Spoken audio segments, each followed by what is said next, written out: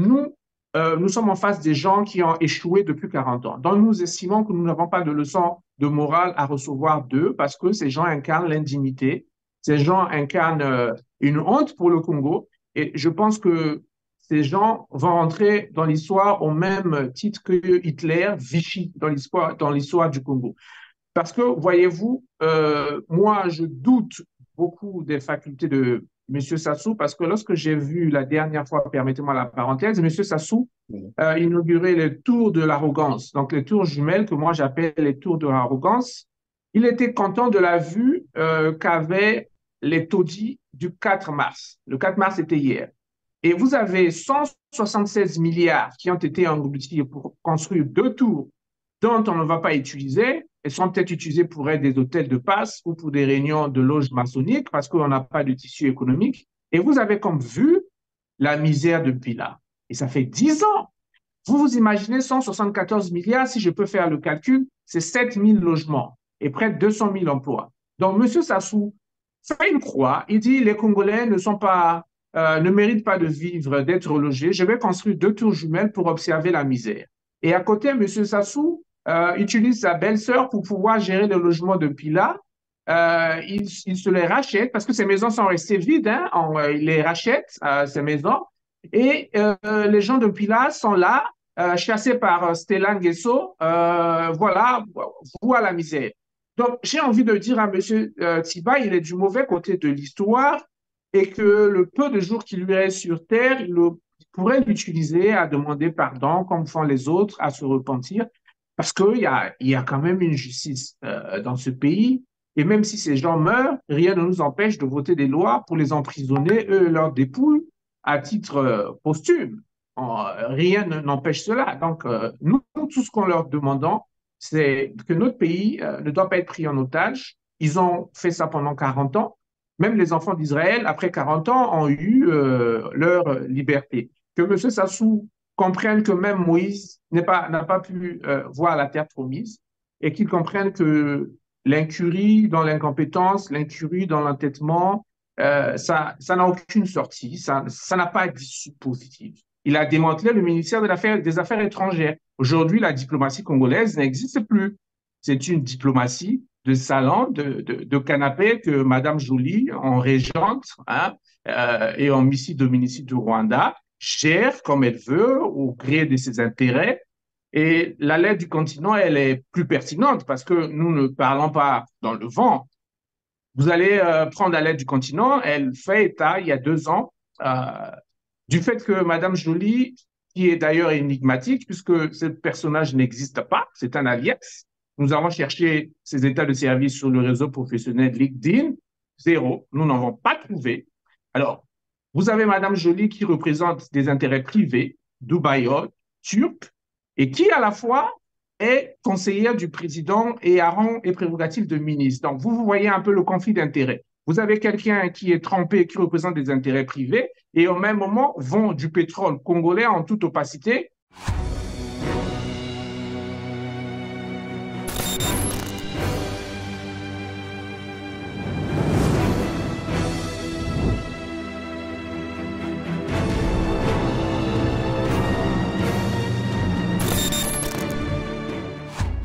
Mesdames, Messieurs, bonjour. Ravi de vous retrouver sur TLR TV7 en compagnie de Maureen Ndokayo Ondze, Yamomo pour les intimes. Bonjour, Maureen. Bonjour, Christian Perrin. Merci d'être avec nous sur TLR TV7. Maureen, vous êtes chef d'entreprise dans le secteur des transports décarbonés et des transports intelligents aux États-Unis. Vous avez travaillé 5 ans durant la présidence de la République du Congo. Vous êtes aussi diplômé du développement, notamment dans l'évaluation des politiques et programmes publics. Nous allons revenir sur votre commentaire audio sur le communiqué de Florent Antiba, directeur du cabinet de Denis Sassou Nguesso, qui dénonce une campagne de dénigrement et de calomnie contre Françoise Joly de son vrai nom, Yamouragui Yemoureka Françoise. Un communiqué que vous estimez être une forfaiture et un acte de haute trahison. Pouvez-vous nous expliquer pourquoi?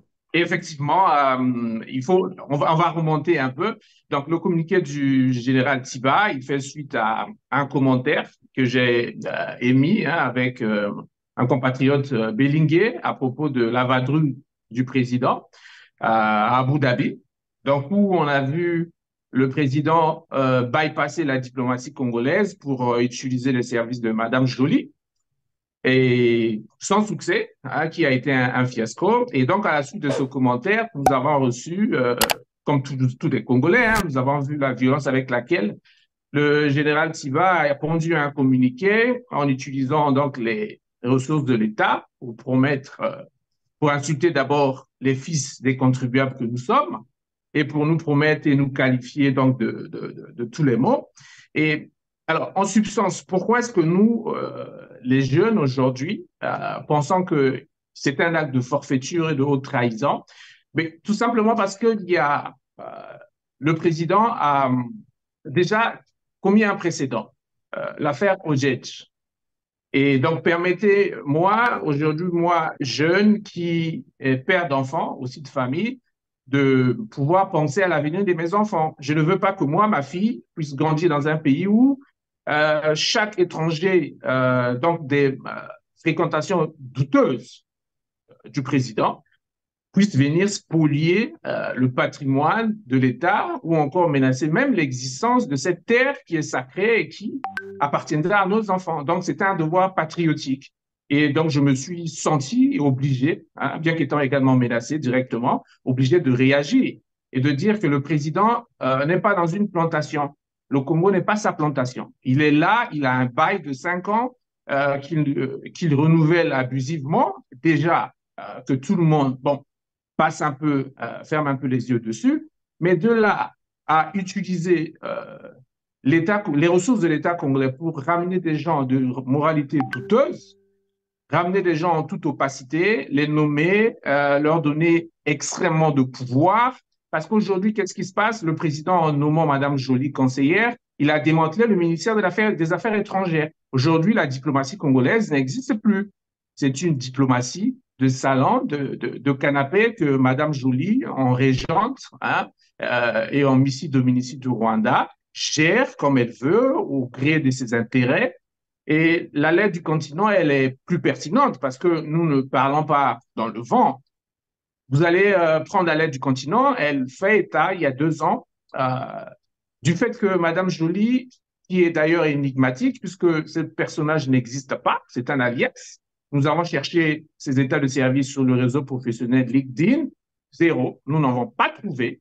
Alors, vous avez Madame Joly qui représente des intérêts privés, dubaïotes, turcs, et qui à la fois est conseillère du président et a rang et prérogative de ministre. Donc, vous voyez un peu le conflit d'intérêts. Vous avez quelqu'un qui est trempé, qui représente des intérêts privés, et au même moment vend du pétrole congolais en toute opacité, compétences Voilà, dévolues à la pardon, SNC. Momo, alors, puisque vous faites déjà allusion à une dame, en fait, qui représente des intérêts privés, évidemment, je vais donc rappeler à nos téléspectateurs qu'on date du 22 septembre 2021, le quotidien Africa Intelligence, vous l'avez rappelé tout à l'heure, titré Congo, François Joly, discrète Missi Dominici de Denis Sassou Nguesso. Pour ceux qui ne connaissent pas ce que veut dire Missi Dominici, en fait, ce sont là des envoyés, en fait, des souverains qu'on envoyait, des gens qu'on envoyait pour surveiller les autorités locales. Et donc, moi, ma question, en fait,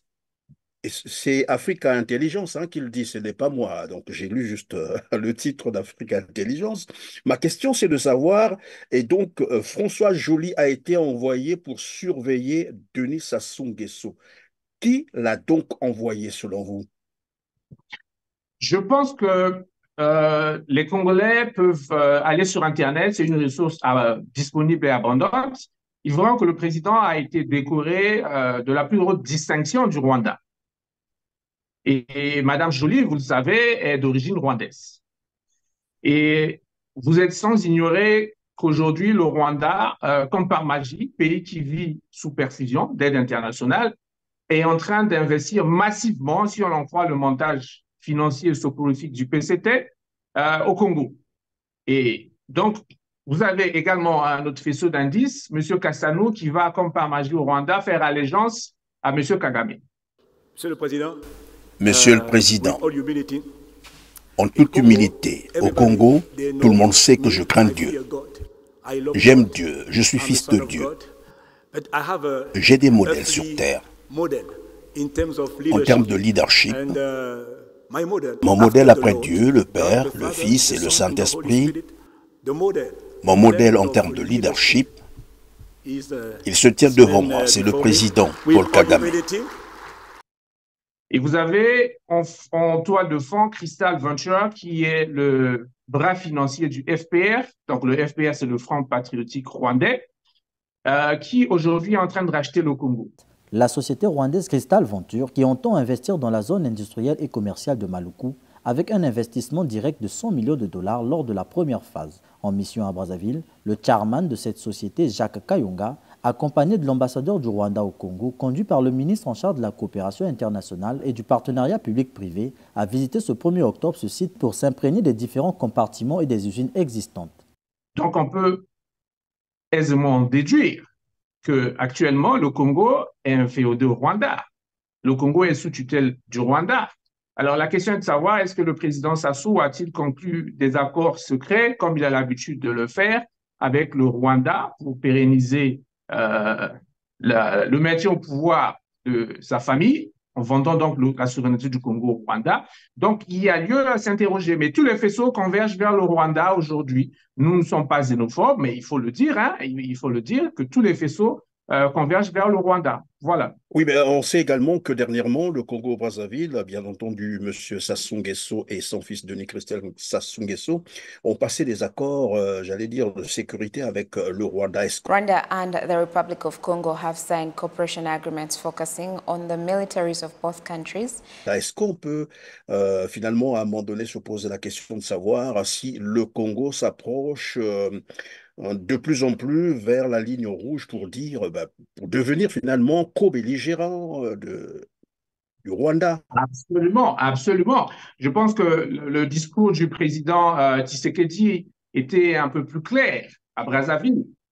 On est habitué maintenant à ce que tout le monde vienne pour nous faire des remontrances sur nos territoires. Le président Tshisekedi était clair. Et pour ceux qui suivent l'actualité, ils peuvent voir aisément ce qui se passe en Ukraine. Vous avez aujourd'hui la Russie qui a décidé d'envahir l'Ukraine parce qu'elle considérait l'Ukraine comme un proxy des États-Unis ou de l'Occident, de l'OTAN. Donc, lorsque vous voyez ce genre de faisceau et lorsque vous faites une analyse, vous avez la RDC qui a des liens séculaires et quasi éternels avec le Congo, qui est sous le couteau du Rwanda depuis au moins plus de 20 ans. Et vous avez Maluku qui est à quoi 5 minutes de vol d'oiseau de Maluku de la RDC, qui est vendu. Maluku, je vous rappelle, hein, je vais rappeler aux Congolais, qui a coûté, d'après M. Bouya, la bagatelle de 300 milliards et qui a été bradé par M. Kiki, qui a de beaux talents en mathématiques, à 125 milliards de francs CFA. Et donc, à côté, vous avez un accord de défense avec un pays qui est en guerre avec un pays frère. C'est un acte de co-belligérance. Après, moi, je ne doute pas de l'incompétence du régime actuel, mais je sais qu'ils sont conscients qu'ils sont en train de nous mettre dans un acte de co-belligérance avec la RDC. C'est une déclaration de guerre voilée et nous ne voulons pas que nos enfants, nos petits-enfants, que nos parents puissent être comptables des errements diplomatiques ou des insuffisances diplomatiques de M. Sassou et son clan. Ça, nous le refusons. Revenons sur le communiqué, bien sûr, de Florent Tiba, qui, en fait, c'est une menace peut-être pas aussi voilée, puisque dans les 2 derniers paragraphes, il mentionne bien vouloir passer aux représailles contre tous ceux qui vont continuer à parler de cette affaire. Alors, je reviens sur le quotidien Africa Intelligence qui révélait en juin, cette fois-ci, 2022, l'intervention de François Joly dans le scandale de détournement de l'argent du pétrole congolais. Voici ce que disait le quotidien. En fait, c'est un titre, hein. François Joly, énigmatique conseillère de Sassou Nguesso et premier soutien du trader de Mayotte Massono. On connaît bien cette histoire. Alors qu'obtenir des cargos de brut congolais relève d'ordinaire de la mission impossible pour les traders non francophones, l'Émirati Massono en a acquis un premier en septembre 2022 et serait sur le point de s'en voir attribuer davantage. Un exploit, et c'est là où ça devient intéressant, un exploit dû à l'intervention de Françoise Joly, la représentante personnelle du président congolais pour les affaires internationales, dont l'influence est entourée d'une épaisse aura de mystère. Tout ce qui est mystère, c'est ce qui est comportement inexplicable ou des forces voilà, cachées quelque part. Et donc, on peut se poser la question de savoir quelles sont ces forces cachées derrière Françoise Joly. Et c'est la question qu'on se posait tout à l'heure. Et là, ce qui est curieux, c'est que Florent Tiba n'a jamais menacé Africa Intelligence, à ce que je sache, qui pose des questions sérieuses ici et légitimes en plus. Vous savez, il y a un proverbe congolais qui dit, quel que soit le séjour d'un tronc d'arbre dans l'eau, il ne deviendra pas serpent. Donc, les menaces de M. Florent Tiba ne nous étonnent pas. Hein. D'ailleurs, si vous avez des gens qui ont 80 ans, qui ont toujours les cheveux noirs, alors que nous, les petits-enfants, leurs petits-fils, nous avons des cheveux blancs déjà, donc ça dit tout. Euh, Au Congo, dans le Congo où nous avons grandi, on a été souvent habitué à ce genre de représailles. Hein. Lorsqu'un Toumi prend les armes contre la République et verse du sang, on négocie avec lui. Lorsque vous avez un Mokoko qui est républicain, il n'utilise que les mots, il est embastillé. Vous avez l'exemple, là, vous avez tant d'exemples de gens embastillés. Mais nous, ce qu'on voudrait dire au ministre Tiba, qui est le porte-voix donc de Papi, que nous sommes des gens civilisés. Ma génération, elle utilise les mots et pas les fusils. Et donc, ces menaces, nous les prenons au sérieux. Nos parents ont pris cela au sérieux. Nous allons continuer à vaquer à nos occupations. Si un jour je suis bousculé ou bélingué ou tout autre est bousculé, même par un vendeur à la sauvette, la responsabilité pénale de M. Sassou et de M. Tibas est engagée. Nous avons le papier, il est écrit noir sur blanc. Bon, après, avec un régime comme le nôtre, on va pas se le cacher. On sait de ce qu'il est. En ce qui concerne la vente du brut congolais, moi, ce qui m'étonne, ce qui me sidère, c'est que c'est la SNPC qui est censée avoir cette attribution. Alors, je me demande pourquoi payer la SNPC cher, pourquoi maintenir du personnel à la SNPC si Mme Joly peut faire le job. C'est là où je ne comprends pas. Si Mme Joly est capable de faire le job, M. Sassou peut fermer la SNPC. La deuxième chose, vous voyez, Mme Joly, elle représente également des intérêts privés. Donc, elle utilise sa position dans le gouvernement congolais parce qu'il faut comprendre une chose, Mme Joly échappe même au contrôle du Parlement parce qu'il y a une manière savante qui a été utilisée, celle de nommer Mme Joly ministre conseillère au cabinet du président pour la soustraire du contrôle de l'exécutif. C'est un acte de haute trahison de forfaiture. C'est un acte malhonnête déjà de la part de la présidence. Et vous avez donc des liens incestueux entre Mme Joly et un certain nombre de milieux de traders d'intérêts privés. Et Mme Joly est en train de se servir donc du piédestal que lui a confié M. Sassou pour pouvoir vendre une ressource stratégique de l'État congolais. Alors, dites-moi, n'est-ce pas un acte de trahison, n'est-ce pas un acte de forfaiture?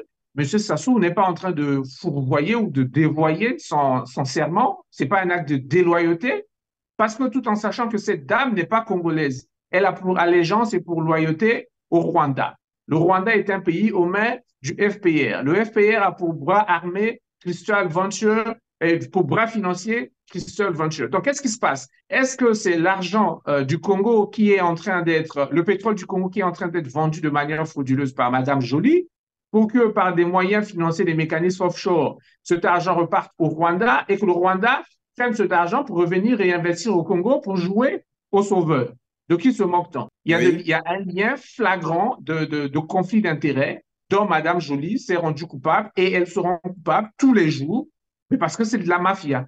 Évidemment, puisque vous faites déjà état de ce système un peu mafieux autour du pétrole congolais, la question que je me posais, puisque d'entrée de jeu, vous avez évoqué d'ailleurs le voyage, on va dire une balade de santé à Abu Dhabi à première vue, bien entendu, puisque c'était un voyage soi-disant sans rendez-vous, mais on ne peut pas comprendre qu'un chef d'État puisse être déplacé comme ça, sans rendez-vous, lorsqu'on sait qu'il y a des services de renseignement extérieur qui travaille bien avant que le président de la République ne se déplace. Et quelqu'un disait, mais est-ce que ce n'est pas une stratégie encore mise en place pour aller, voilà, permettre, faciliter l'évasion financière, c'est-à-dire aller planquer encore de l'argent dans les paradis fiscaux, se servant bien sûr de l'immunité présidentielle, parce que nous connaissons tous l'âge de Denis Sassou Nguesso, son état de santé, et le balader du Congo à Abu Dhabi pour dire après qu'il n'y avait pas rendez-vous. Je crois que là aussi, il y a un problème. Et on voit bien que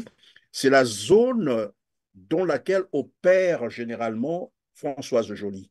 Absolument. Vous voyez, aujourd'hui, la BNP a déclaré la plupart des membres de la famille présidentielle des gens politiquement exposés et associés à une certaine mafia. Donc, ils sont obligés de retirer leurs capitaux avec tout ce qu'il y a comme bien mal acquis. Ils ont appris de l'expérience des Congo.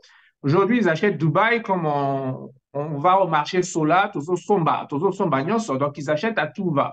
Pour eux, le meilleur endroit pour planquer l'argent du Congo, c'est Dubaï. Dubaï est devenu une plaque tournante pour le clan, euh, pour spolier l'argent du Congo et aller le planquer là-bas.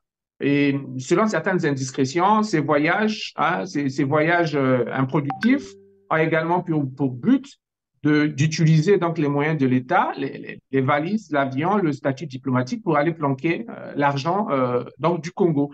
Donc les Congolais peuvent voir, ils peuvent aujourd'hui se réveiller après avoir suivi cette vidéo, voir autour d'eux, sortir dans la rue, voir autour d'eux dans quelles conditions ils vivent et qu'ils essaient de voir dans quelles conditions les ayants droit, ceux qui ont le titre du foncier du Congo vivent, et ils vont comprendre où va leur argent. Et vous parlez de l'âge du président à juste titre. Moi, je m'interroge. Est-ce qu'à 86 ans révolus, on ne pense pas à son héritage? Est-ce qu'on ne pense pas à laisser son pays un bel héritage et un beau souvenir? Mais qu'est-ce qui se passe? C'est qu'à 86 ans, tout ce que M. Sassou a réussi, c'est entretenir sa coiffe. Permettez-moi l'expression.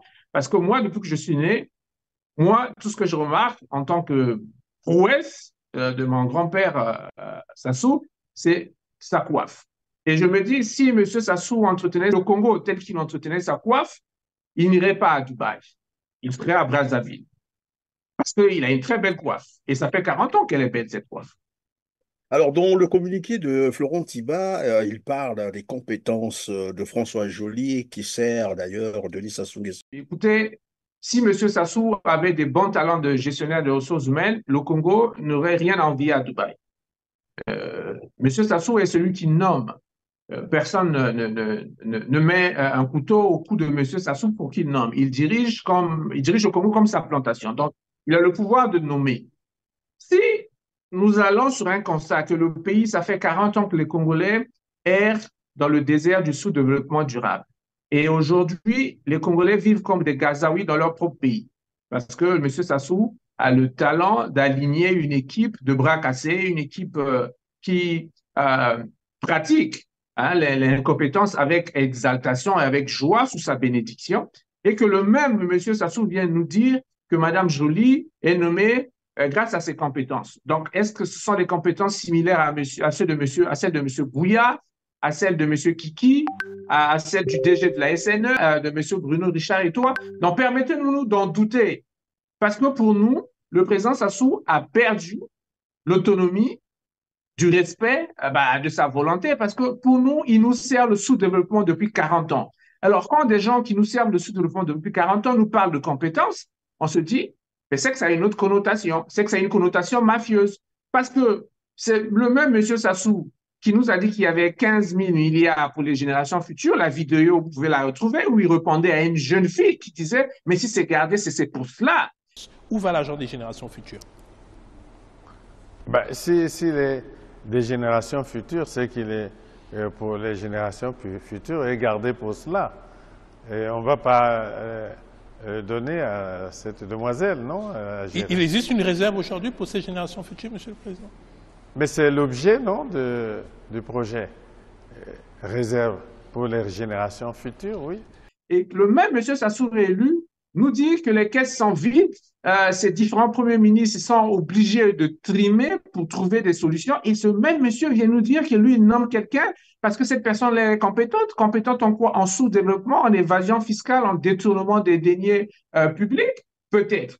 Mais pour aider le Congo? Non. La preuve, M. Sassou allait se balader à Abu Dhabi. Donc, si Joly était compétente, sans doute que M. Sassou serait reçu avec tapis rouge, avec les honneurs.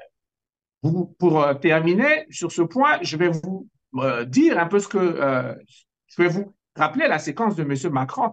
Si Mme Joly était compétente, pourquoi est-ce que M. Sassou, qui représente le Congo qui est notre bien, s'est fait humilier pendant 20 minutes avec M. Macron qui a l'âge d'être son petit-fils au tarmac de l'aéroport?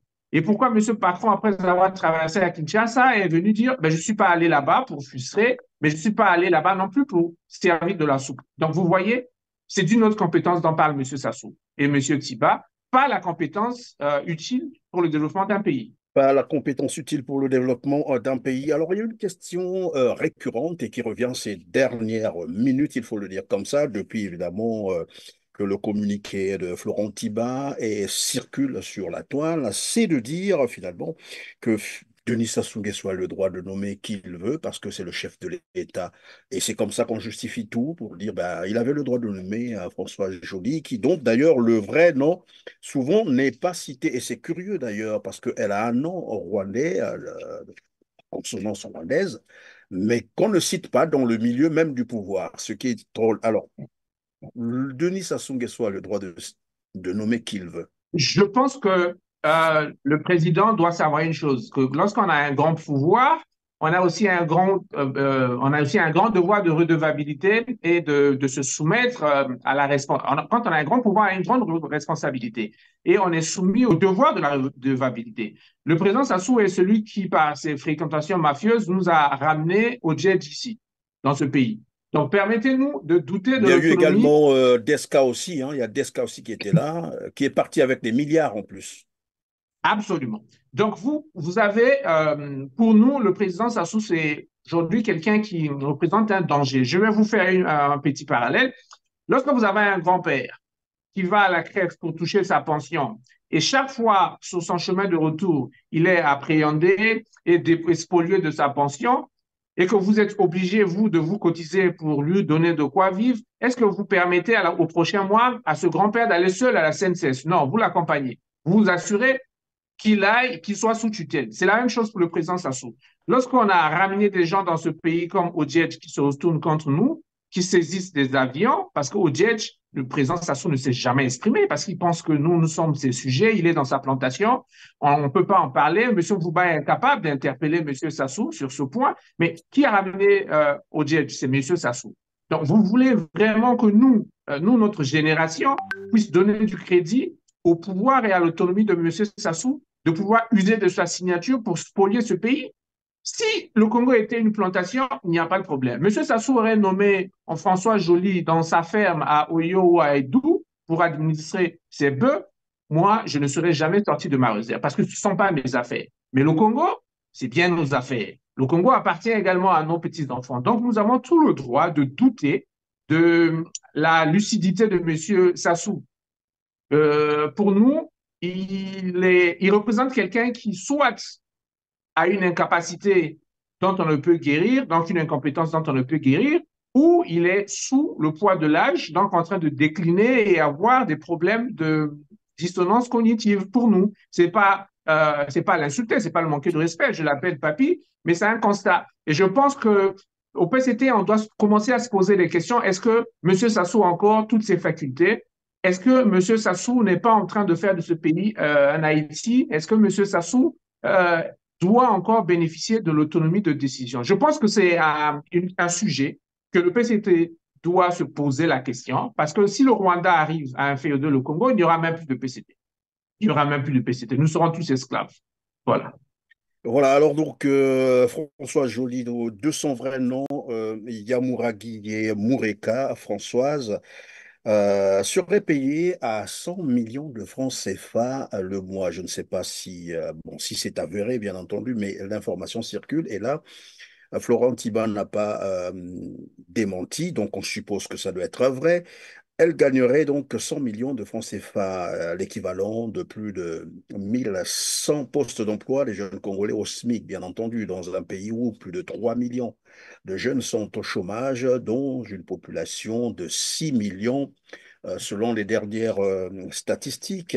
Et dans ce pays aussi où on sait qu'on manque de tout, de l'eau, de l'électricité, on connaît l'état des routes, les pensions qui ne sont pas payées, l'hôpital qui pratiquement n'existe pas, donc les soins de santé, l'éducation à terre.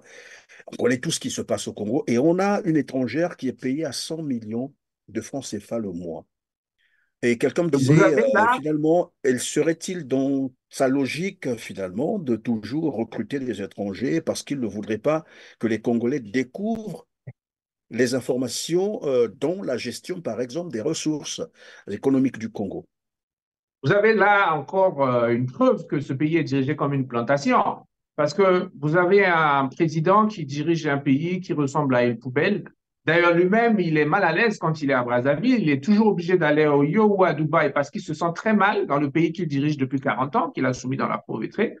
100 millions de francs CFA, lorsque vous le faites en une année, vous avez à peu près 1,2 milliard. Si ma mémoire est bonne, hein, C'est bien cela. voilà, vous avez 1,2 milliard. Et avec 1,2 milliard, vous avez de quoi reloger tous les sinistrés du 4 mars. Vous avez déjà de quoi reloger les sinistrés du 4 mars. Vous pouvez construire des maisons pour reloger les sinistrés du 4 mars. Donc, les Congolais doivent comprendre que lorsqu'il faut de l'argent pour développer le Congo, M. Sassou n'en a pas. Lorsqu'il faut payer des gens pour venir spolier le Congo, M. Sassou en a. Et il en a à foison. Et moi, j'aime bien cette phrase où on dit M. Sassou, hospitalité ébélée, patriotisme moqué.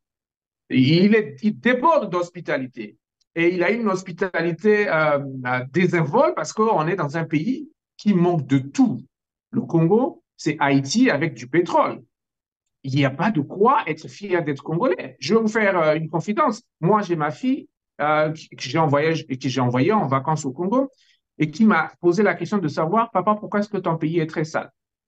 Vous vous imaginez? Vous vous imaginez? Mais c'est terrible. Je suis obligé de mentir, d'user de la méthode du PCT pour pouvoir expliquer à ma fille pourquoi est-ce que le pays est sale. Et ma fille m'a demandé pourquoi est-ce que le pays de papy est sale, de papy Sassou est sale. Puisque à l'école, lorsqu'on lui demande, tu es congolaise, ok, tu viens du Congo-Brazzaville, c'est qui le président? C'est papy Sassou. Ok. Donc, vous imaginez 100 millions de francs CFA, c'est combien de boîtes de lait pour mettre un programme de soutien programme de soutien en termes de malnutrition. Vous vous imaginez tous les mois, si le président dédiait 100 millions à cela, vous vous imaginez ce que ça représenterait pour le Congo. Vous vous imaginez également 100 millions par mois dans les hôpitaux en termes de kits de césarienne, ce que ça va représenter en termes de réduction de la santé, de la mortalité maternelle et infantile. Donc, le président est en train de nous démontrer que c'est quelqu'un qui est incapable de diriger un pays. Tout ce qu'il est, c'est qu'il est un chef de clan qui prend le pays pour une plantation et il gère ce pays avec son bon vouloir. Pour lui, c'est des étrangers. Ils doivent venir vivre bien au-dessus des Congolais et le mépris ne peut pas continuer. Les Congolais ne devraient même plus chanter l'hymne national. Ils devraient écouter Pierrette Adams dans le journal intime. Hein. J'invite les Congolais à chanter cette chanson, d'écouter, de revisiter cette chanson, et ils vont comprendre un peu ce que M. Sassou nous fait vivre avec cette générosité débordante auprès des gens qui ne sont pas de nationalité congolaise. Nous n'avons qu'une seule patrie. Madame Joly, avec ses 100 millions, elle a aussi le Rwanda. Donc, elle est congolaise par option. Mais nous, on n'est pas congolais par option. Parce que nous, si nous allons au Rwanda, ben, on ne sera pas les bienvenus. Monsieur Sassou peut tester cela, sa propre famille. Pourquoi est-ce que Claudia Sassou n'est plus au Gabon? Pourquoi est-ce que son petit-fils était obligé de rentrer? Donc, Monsieur Sassou aussi, il pense que nous sommes des xénophobes. Il n'a qu'à prendre exemple au Gabon. Il n'a qu'à prendre exemple au Gabon. Donc, je pense que payer cette dame 100 millions de francs CFA alors qu'on a deux ministres des Affaires étrangères déjà, qui est l'un le fils de M. Sassou et l'autre M. Ngakoso, on a deux administrations parallèles. Pourquoi payer une autre personne supplémentaire 100 millions? Donc, M. Sassou n'est pas satisfait des compétences qui sont dans sa famille, des compétences de sa famille. S'il pense que dans sa famille, il y a des gens incompétents, parce que la loi en biologie aussi interdit les relations incestueuses, donc les nominations incestueuses, mais on a 6 millions de compatriotes, que M. Sassou ait le courage de faire confiance à d'autres Congolais. Et il verra que c'est différent. Parce que nous n'avons peut-être pas l'État qu'ont cette famille en termes de gestion de la chose publique. Donc, je pense que payer Madame Joly 100 millions pour pouvoir représenter des intérêts étrangers est un acte de haute trahison. Ben, on peut dire comme on veut, mais pour moi, c'est un acte de haute trahison parce qu'il a prêté serment, M. Sassou, lorsqu'il a été élu, de prêter assistance, de gérer avec loyauté le Congo. Il ne l'a pas fait. Il préfère donner de l'argent aux étrangers. Le Congo est devenu une assiette de riz tchéboudienne où seuls les bienvenus sont ceux qui viennent de l'extérieur. Nous, on est des indigents. On ne peut pas avoir droit au chapitre. On doit continuer à payer des impôts. Tout à l'heure, vous avez fait allusion à la famille Bongo. On a vu comment Sylvia Bongo, c'est comme ça qu'on l'appelle, je crois, qui a nié même la nationalité gabonaise, alors qu'elle était mariée, bien sûr, à Ali Bongo. Et des voix s'élèvent pour se dire, ben, écoutez, une dame comme celle-là, Françoise Joly, qui n'a ni cousin, ni oncle, ni famille au Congo-Brazzaville, on se pose même la question si elle sait parler une seule langue congolaise, personne ne le sait. Donc on va se retrouver dans une même situation le jour où les scandales seront avérés. Elle va dire, je ne suis pas congolaise, ça ne me regarde pas, comme fait d'ailleurs Sylvia Bongo, encore qui était la femme d'un président, de l'ancien président, donc Ali Bongo. Alors, ici, évidemment, on revient donc sur, vous allez réagir sur, bien sûr, ce que je viens de dire tout à l'heure, mais aussi, pour terminer, puisque Florent Tiba parle de haine, de calomnie, il va même plus loin pour dire que ce sont les ennemis de la République. Que lui répondez-vous?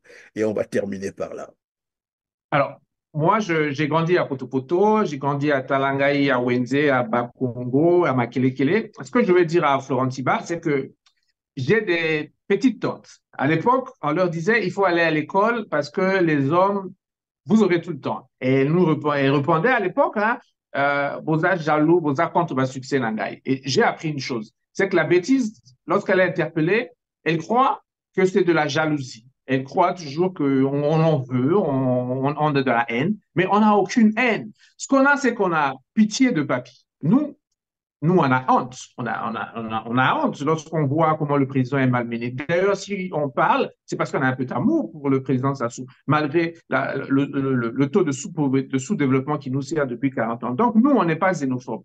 Moi, j'ai une femme qui est étrangère. Donc, vous imaginez que je sois xénophobe, mais c'est faux. Donc, on ne peut pas être xénophobe.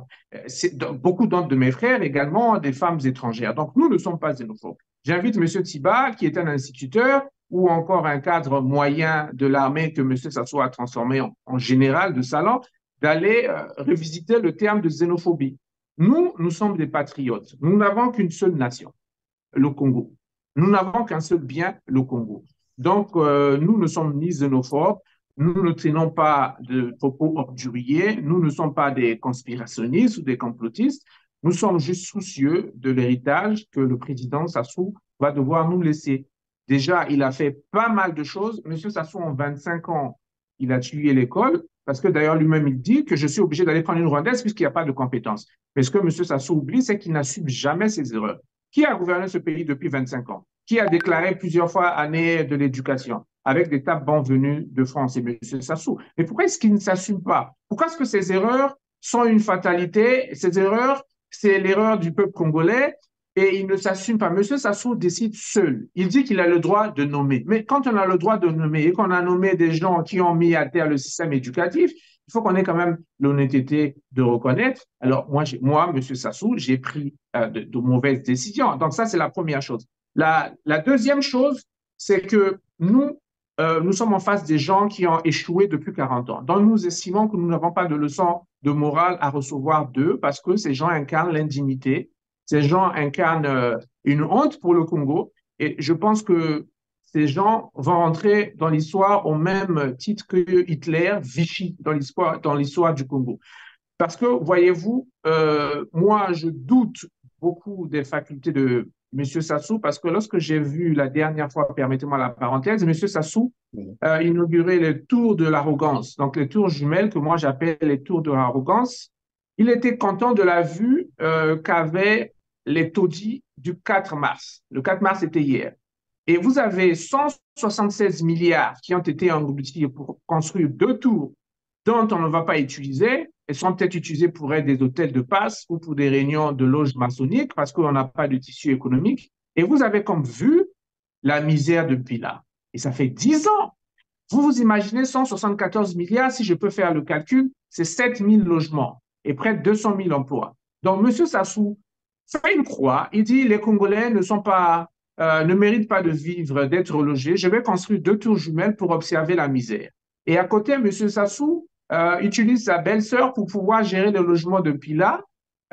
Il se les rachète parce que ces maisons sont restées vides. Hein, il les rachète, ces maisons. Et les gens de Pilat sont là, chassés par Stella Nguesso, voilà, voient la misère. Donc, j'ai envie de dire à M. Tiba, il est du mauvais côté de l'histoire et que le peu de jours qu'il lui reste sur Terre, il pourrait l'utiliser à demander pardon, comme font les autres, à se repentir, parce qu'il y a quand même une justice dans ce pays. Et même si ces gens meurent, rien ne nous empêche de voter des lois pour les emprisonner, eux et leurs dépouilles, à titre posthume. Rien n'empêche cela. Donc, nous, tout ce qu'on leur demandons, c'est que notre pays ne doit pas être pris en otage. Ils ont fait ça pendant 40 ans. Même les enfants d'Israël, après 40 ans, ont eu leur liberté. Que M. Sassou comprenne que même Moïse n'a pas pu voir la terre promise et qu'il comprenne que l'incurie dans l'incompétence, l'incurie dans l'entêtement, ça n'a aucune sortie, ça n'a pas d'issue positive. Qu'il pense à sa progéniture, qu'il pense à son héritage, qu'il pense à nous, ses petits-enfants, au peuple congolais qui lui a tout donné, puisque ça fait 40 ans, je peux dire que M. Sassou n'a pas acheté de boîte d'allumettes avec sa poche. Il vit au crochet, lui, sa famille, avec les ressources de notre pays. Donc, qu'il nous rende un peu ce qu'on lui a donné, qu'il nous rende un peu de ce qu'on lui a donné, que nous lui avons fait, M. Sassou, qu'il nous rende un peu de ce que nous lui avons donné. Donc, nous n'avons que le Congo. Vous avez évoqué l'exemple de Mme Sylvia Boro qui a nié sa nationalité Oui, tout à gabonaise. fait. Hein, la probabilité pour Mme Joly de nier, bien sûr, son implication dans Absolument. la gestion des affaires publiques un jour.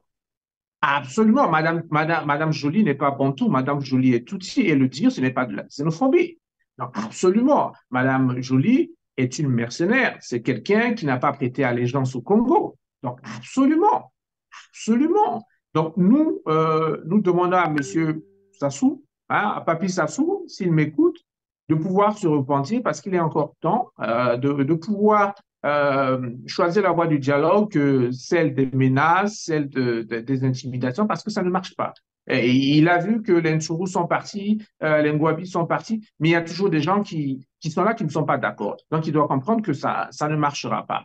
Et pour terminer, moi, j'ai envie de dire une chose. Je n'ai jamais vu M. Mvouba, M.